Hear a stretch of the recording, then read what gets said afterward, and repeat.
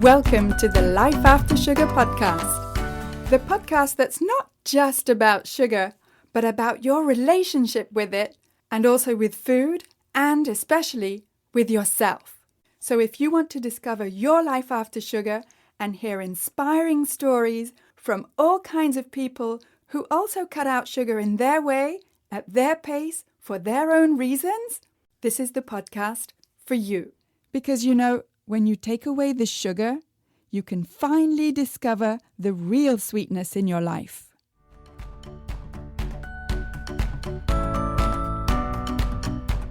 I'm your host, Netta Gorman, and this week's episode is inspired by a participant in my program, the Freedom From Cravings Formula, Patra.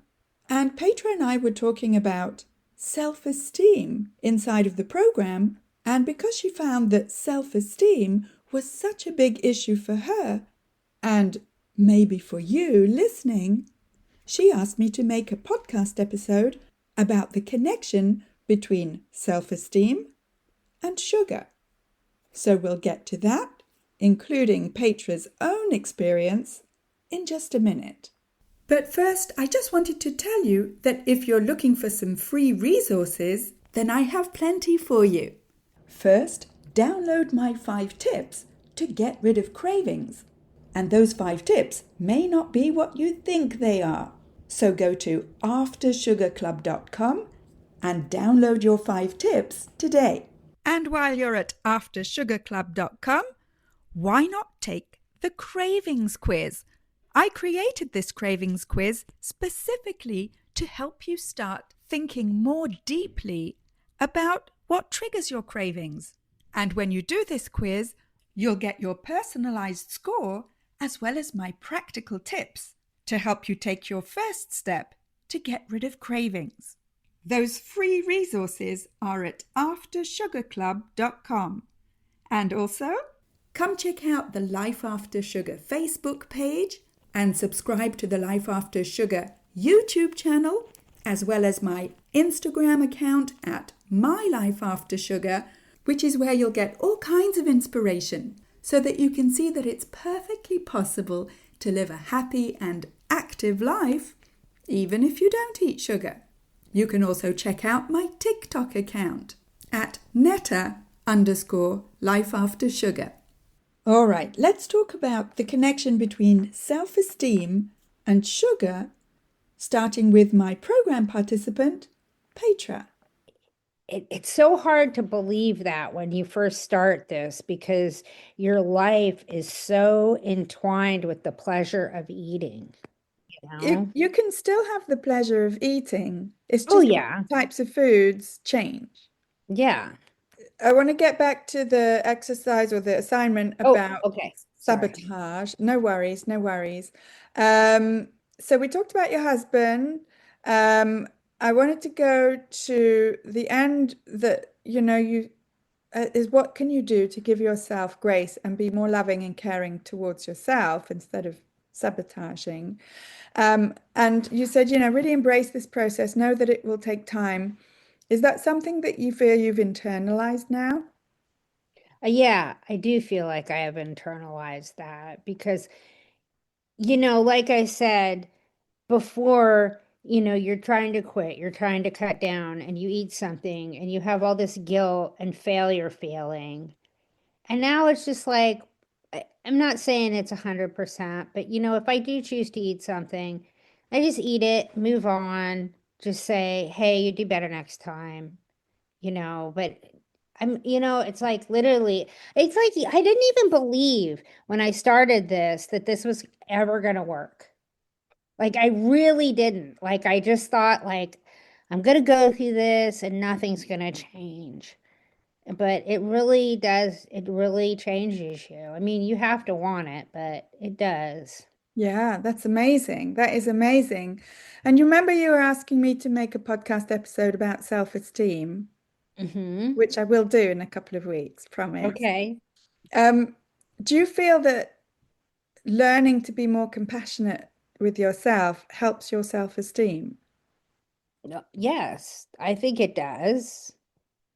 I think it does. I think that it takes a lot of work, and it's not just around eating, but it's around, I think it's about growing up and maturing and, you know, just realize everybody's doing the best they can, including yourself. Mm, You yeah. know, that's what it is for me anyway, that, I think as I get older, I just turn another year older and it's just like I'm sad and I know that it's time past and I can't get it back, but it's like I'm sorry that I had such bad self-esteem about myself. I mean, I'm not a bad person. You know, Absolutely. I Yeah. see that now, but I didn't see that for, 20 something years. Yeah, decades. Absolutely. And you were saying about growing up, maturing. I think it's a lifelong process. And right, how old are you now? I just turned 57. And you're still on that path. Yeah. Oh, absolutely. I'm on the path. I'll probably be on the path forever. Yeah. I think that's what human life is about. And that is pretty deep and philosophical, you know, from a program that is supposed to be just about sugar. Yeah, but I know you say this but it's really not. It's about, really how you view yourself. Mm, It yeah, really, and, all these little things that we do to hate ourselves, and to show how much we hate ourselves and how terrible we are. And it's like, really, are we really that bad? and it's difficult, isn't it, to kind of come to that realization because all our lives we've reached for sugar, chocolate, or whatever to make us feel better. And below that is actually the realization that why are we needing to feel better? Why are we not feeling good about ourselves to begin with? I don't know. I think this culture it really pours on you know, you looking at yourself very critically. I think it's a cultural thing, especially like, Northern Europeans or Western Europeans. It's like you're just told somehow in some form that, you're okay, but you could just do that little bit better. Yeah, And it's just like it goes into you somehow and then it grows and it just gets out of control. And the people that say that to you in the beginning have the best of intentions. They just want to encourage you. absolutely. But Yeah, it does something else to you instead. totally. Yes, totally. And then you have to kind of parent yourself. Yeah, I mean, I wish I could go back to high school or even before that and be like,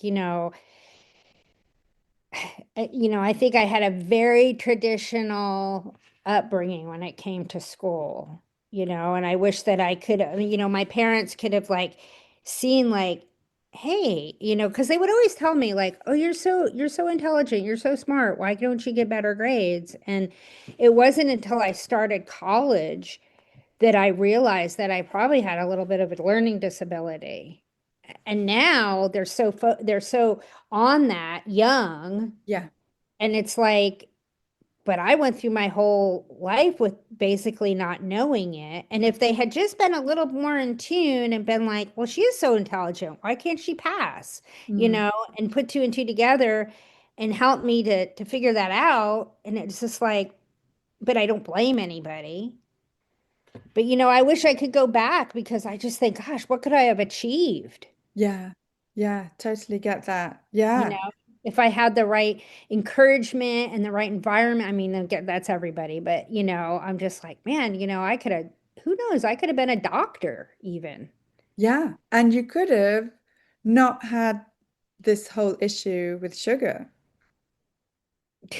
It seems unbelievable, but you're probably right. I mean, if it had, you know, and it's kind of silly to think that, well, I could have had this, I could have had that, what if this, what if that? But it's like, you can't help but think about it. Yeah. Yeah, totally. And can I quote you on the podcast about what you just Sure. said? I love it. Me too.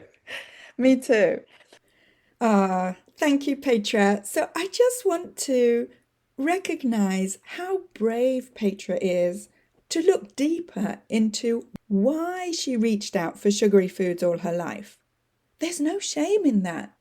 But this self-reflection and this self-awareness that Patra is developing in the Freedom from Cravings Formula program is totally necessary, in my experience, to feeling free from cravings and not needing sugary foods anymore. So thank you, Patra, for being such an inspiration. And if you can relate to Patra's experience of feeling that she had low self-esteem and that low self-esteem was somehow connected to what she chose to eat, even if it didn't feel like a choice at the time, then I want to give you a little bit more information in this episode about the science behind self-esteem and sugar. You may have noticed yourself that when you're feeling low or stressed or not quite yourself, or when you're feeling bored or anxious, well, that's exactly when sugar starts calling your name. I certainly used to feel that way, and I never really questioned it. And there's real science behind this connection between low self-esteem and how you feel and sugar. Because biologically, sugar temporarily boosts dopamine, which is the feel-good chemical, which can make us feel better for a moment, but it's really a short-term fix that often leaves us feeling worse afterward, and I mean worse physically and emotionally. And in her book Bright Line Eating, author Susan Peirce Thompson, PhD, explains that sugar hijacks our brain's reward system, creating this cycle of craving and regret. And she calls this the willpower gap, which is like the space between what we want to do and what we actually do. And research says the same thing. For example, a recent Frontiers in Nutrition study in 2025 explored this connection more directly. It looked at nearly 1,000 college students in China and found that those with lower body esteem, which means that they didn't feel good about their looks or tied their self-worth to other people's opinions, these students were more likely to drink sugary beverages regularly. In fact, the study found that for every little boost in appearance esteem, the odds of high sugar drink intake dropped by almost 4%. And those who based their self-worth on external validation, in other words, what other people say about them, were more likely to consume sugary drinks. So it's not just about the sugar, it's about how we feel about ourselves. So when self-esteem drops, sugar can feel like comfort. And what Patra is learning in my program is to find alternatives to sugar when she feels like she's in need of comfort. Because, as I like to say often, real life happens whether or not you eat sugar. And the key is not necessarily to get rid of all human emotions, including low self-esteem sometimes. The key is knowing what to do instead of turning to sugar.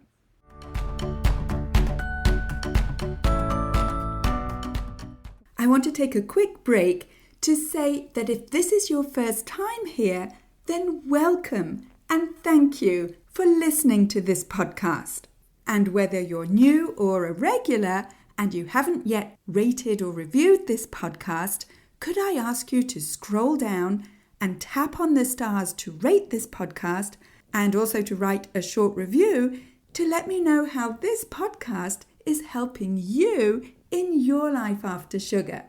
I love reading your reviews, and when you rate and review this podcast, not only does it encourage me to continue making new episodes, but it also helps to share this podcast and have more people see it so that we can help more people feel better and lose weight with less sugar.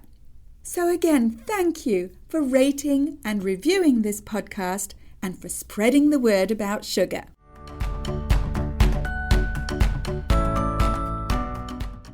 So in this episode, we're talking about the connection between self-esteem and sugar, which is a request I got from my program participant, Patra, who you heard earlier on in this episode.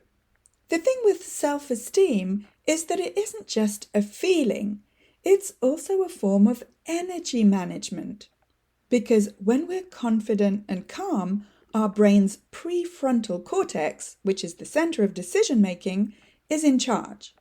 Whereas when we're in decision fatigue, in other words, when we've been deciding stuff all day long and we're just exhausted and the stress of the day has drained our self-control, that makes sugar even harder to resist. And the author of The Willpower Instinct, Kelly McGonigal, explains that self-compassion, not self-criticism, is what actually strengthens willpower. So when you mess up, in air quotes, and reach for sugar, being kind to yourself helps you get back on track faster. And that's exactly what Patra found in the Freedom From Cravings Formula program with me, and also the other program participants. They learn how to be kinder to themselves rather than beat themselves up when they do slip, because it's not realistic to imagine that you never slip. But it's how you react to that slip and what you do that counts more. Just like Patra and myself, you may have experienced this connection between feeling low or feeling bad about yourself and wanting to eat sugar. And Dr. Robert Lustig, the author of Fat Chance, explains that sugar lights up the brain's pleasure centers in the same way as addictive substances do. And this numbs emotional pain, briefly. But then when the dopamine crash hits, we end up feeling even lower, reinforcing that same cycle of I feel bad, so I eat sugar, so I feel bad again. And this emotional loop can erode confidence over time because we start believing stuff like, I have no willpower, I'm not good enough, I'm a failure, which reinforces our low self-esteem, whereas really it's the brain that's just responding to powerful biochemical cues. And if we don't give the brain this dopamine spike and crash, we might be able to step out of that vicious cycle that's affecting our self-esteem. So rather than low self-esteem triggering this cycle, what if what we eat, especially sugar, is actually perpetuating this cycle? Food for thought, eh? So what can help to break this connection between low self-esteem and reaching out for sugary foods and drinks? Well, if you want to create a calmer brain chemistry without those dopamine rushes, then stick to real whole foods, especially protein-rich foods like eggs, fish, meat, or plant-based proteins like tofu and lentils, beans, because they support dopamine balance and don't create this spike and crash effect that sugar does. Also, healthy fats like avocado and nuts and seeds and olive oil. These nourish the brain without triggering dopamine surges. And, my favorite, add fermented foods and drinks to your diet, like yogurt, kefir, kimchi, sauerkraut, homemade kombucha. Because when you support your gut health, this also helps to regulate dopamine and mood. And keep away from all the refined sugars and the refined flours, which are often found in highly processed industrial food products. And what else can you do? Well, you can work on changing your negative self-talk into positive self-talk and work on accepting imperfection, because in my experience at least, perfectionism is a sure way to keep your low self-esteem alive. More self-compassion and setting small goals and celebrating small wins and big wins helps us to feel better about ourselves. And that in turn helps with self-esteem. And building positive relationships and support networks, which is what you get in my program, is also a fantastic way to build higher self-esteem so that you don't feel like you're the odd one out. And this can help you stop judging yourself so harshly. And finally, you can engage in self-care by doing anything that makes you feel good long term. This could be as simple as sleeping an extra hour, doing an activity you enjoy or a sport you like, even listening to this podcast. Because as Brené Brown says in The Gifts of Imperfection, self-compassion and embracing vulnerability are key tools to cultivating self-worth and healthy self-esteem. So just to finish off today, I'd like to leave you with a few wise and insightful words from Patra.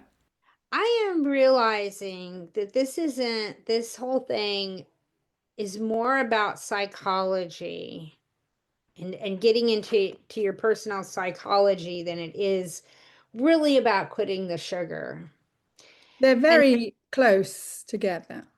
and I kind of feel, and I'm not sad or anything, but I've kind of come to this realization, my self-esteem, I don't know when it went bad, but it's been bad for a long, long time. And I don't even think I really realized it that much or Yeah. even at all. Like, I'm just so used to just kind of hating myself.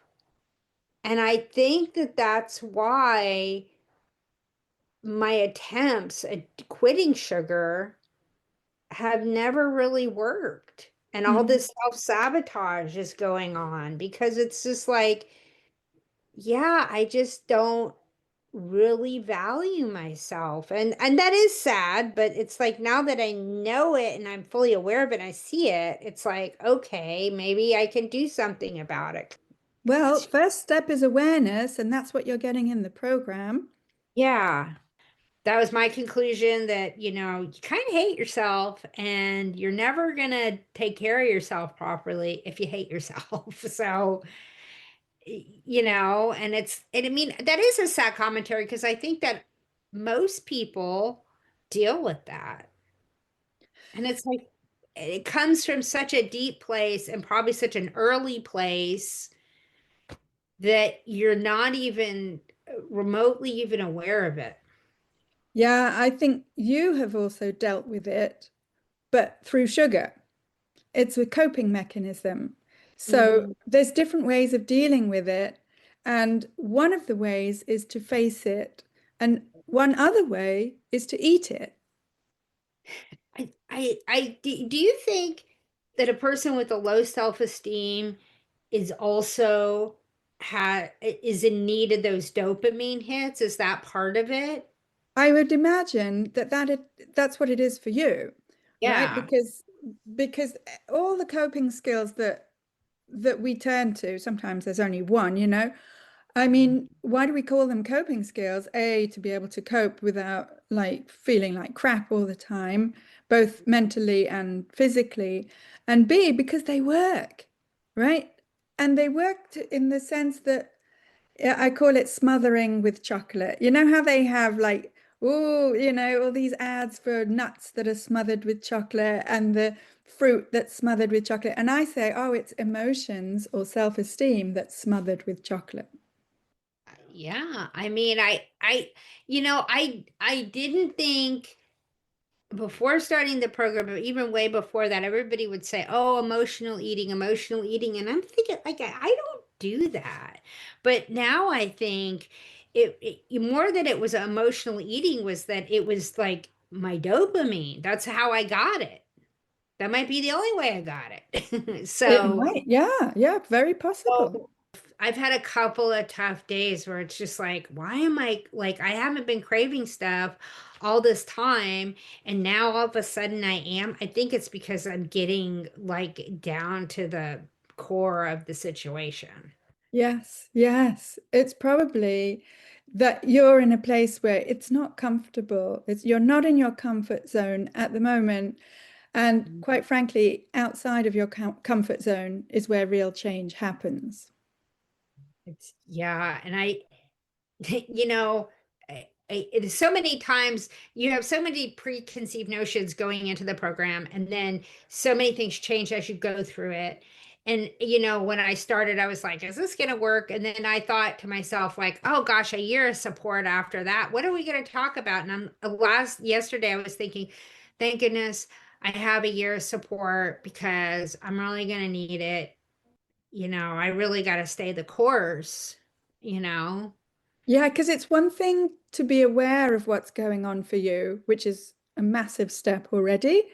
But then what do you do after that so that you're not turning to sugar every time you have an emotion or your self-esteem is low?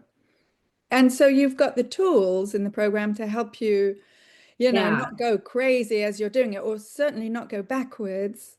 But you're right. To be able to do it, you have to do it. Yeah. So if you can relate to what Patra is experiencing, then you may also need a little bit of guidance. Because let's face it, this is way easier said than done. And that's exactly why I created the Freedom from Cravings Formula program. Because I created this program specifically to help you go deeper into your relationship with food, especially sugar, and also into your relationship with yourself, including your self-esteem, so that you can finally get rid of cravings, slim down, and feel more in control around food. In the program, you'll get step-by-step guidance and customized support through the 5-step formula that I've developed to help you get control over cravings so that you can finally live your life with more energy and fit into your favorite clothes effortlessly and feel confident in your food choices so that you can ditch the shame and embarrassment that you feel every time your emotions make you slip or fall off the wagon, and so that you never feel like you're on some kind of restrictive diet. If you're at the stage of your life when you're finally ready to look after yourself, let's chat. You can talk directly to me on a free clarity call at any time by going to aftersugarclub.com and clicking on program at the top. You'll also find the link with the show notes together with this episode. So go to aftersugarclub.com. Speak to you soon. That's it for this week. Keep in touch and see you soon for another episode.